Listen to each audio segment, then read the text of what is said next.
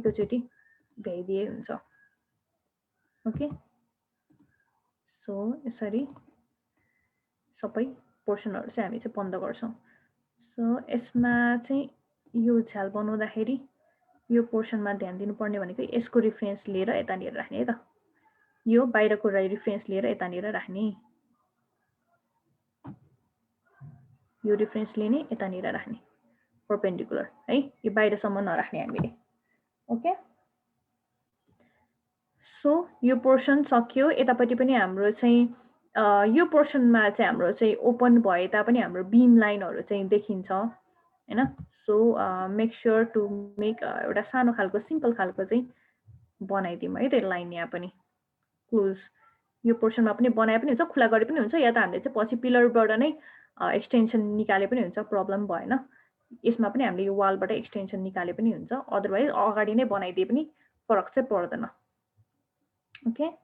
so यो पोर्सनमा हेर्ने हो भने यो पोर्सनमा हाम्रो बाल्कनी छ हो सो बाल्कनीको पोर्सन पनि एकैचोटी अहिलेको लागि जस्ट रेक्टेंगल बनाएर राखे पनि हुन्छ एन्ड पछि स्ल्याबहरु जति चाहिने हो त्यो अनुसारले चाहिँ इन्क्रिज गरे पनि हुन्छ अहिलेको लागि सिम्पल लाइन मात्र तानेर राखिदिउँ हामीले यो पोर्सनबाट यसरी लाइन तानेर राखिदिउँ पछि हामीले एक्सटेन्ड गर्नुपर्ने जति त्यसमा एक्सटेन्ड गर्ने नै छौं सो अगेन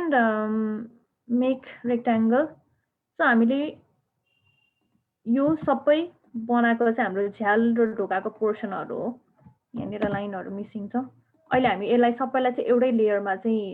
मर्ज गर्ने छौं ताकि चाहिँ हामीले चाहिँ त्यसमा चाहिँ स्केचअपमा चाहिँ हेभी नहोस् लेयर्सहरु पनि टन्नै बस्छ हो स्केचअपमा पनि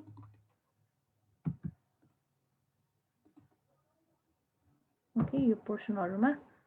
सबैमा चाहिँ गरौँ सो खाली चाहिँ नछोड्ने हामीले यो पोर्सनहरुमा पनि राखिदिए पनि हुन्छ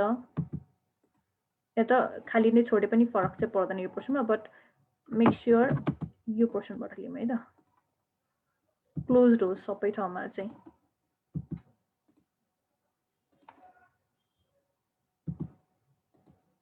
एन्ड यसको रेफरेन्स गर्दा त यो रेफरेन्स लिएर यता क्लिक गर्ने ओके सो यो पोर्सनमा यहाँ आर्च आउँछ हो आर्च आउने पोर्सनमा पनि बनाइदिने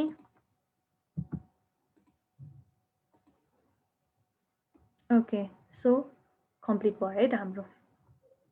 सो सेभ गर्नुस् है सेभ भयो मेरो एन्ड यो सक्यो so now make individually block so फर्स्टमा यसलाई चाहिँ सेलेक्ट गरेर लेयर 0 गरे पनि हुन्छ हामीले हैन धेरैवटा लेयर नराख्ने हो भने ओके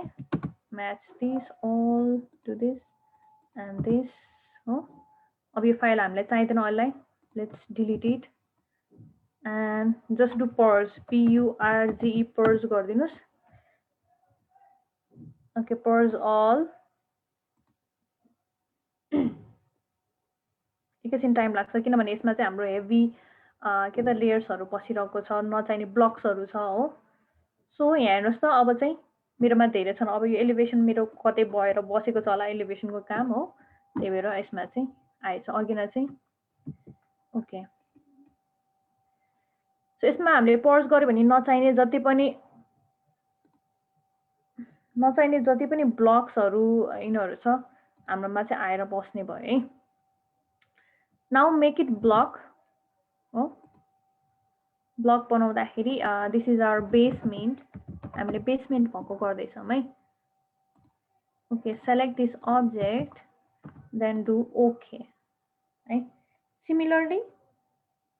अरुको पनि त्यस्तै गरी बनाउनुस्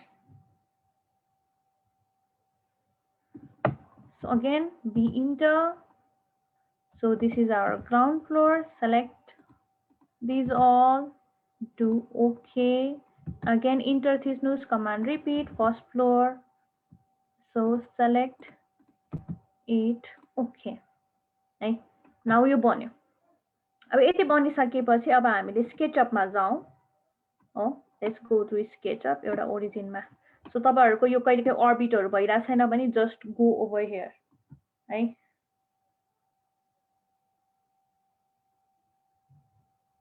बुझिरहनु भएको छ